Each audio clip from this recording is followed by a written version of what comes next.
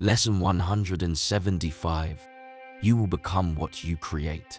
In life, there are so many things that are out of our control, and there is a huge chance that things may not always go your way. When this happens, it doesn't mean that your destiny is already written, and there is nothing you can do to change that. The key is to understand the concept of sacrifice, patience, wisdom, and hope, and how to use them in your favor. Everything is made perfect over time if it can withstand the storms and hurdles along the way. And so, like every human being, while things can turn out for the worse and unexpected events happen, it doesn't mean that it is all over for you. It is through these moments that make you stronger and build the character which can withstand any test of time.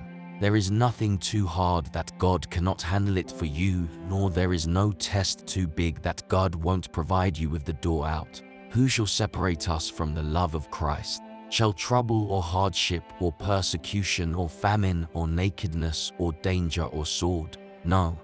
In all these things we are more than conquerors through the one who loved us. Romans 8:35-37. You must be careful with the way you approach life, because everything moves fast and quickly fading. Be careful of the thoughts you think, the words you say, and the actions you do, because in one way or the other that determines the path for your whole future. Forget about what other people tell you. In the end, the decision is all yours. Creating your future doesn't so much mean how much fame you will have, or how many assets you gain, or how much money you will have in your bank account for generations. It specifically must start with the kind of person who you want to be. For others, accumulating the wealth of this world is what makes them happy. But little do you know that. And the time will come when your life here on earth will be over, and then what will happen next? For others, it is the building of the character where you fear nothing in this world, nor do they fear the trends or when they hear wars or rumors of war. It is to have peace in your heart and joy in your soul that nothing or no one can take away from them. It is an act of storing your treasures in heaven where no moth nor rust can consume, and where no thieves can steal and break in. Because where your heart is, it is where your treasure will be also.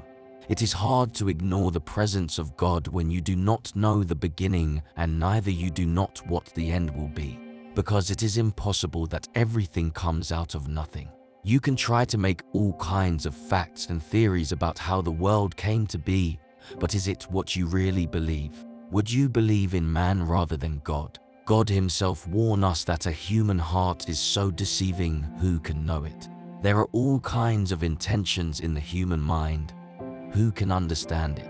In the end, the decision lies with you on which way you decide to go.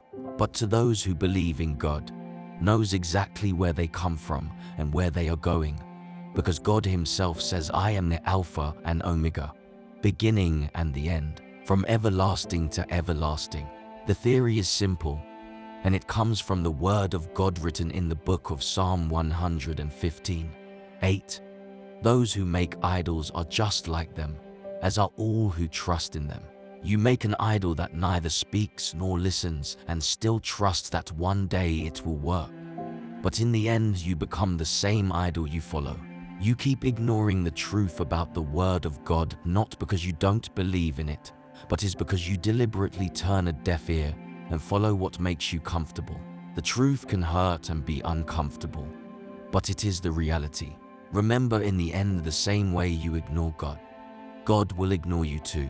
While you are looking for facts and reality, God looks on your faith and he will ask you, where is your faith? Is your faith in what people believe to be true, or is your faith in God? For those who believe in God, the more you trust in him, the more you become like him. Ultimately, this must be the goal, because that is how it was supposed to be from the beginning.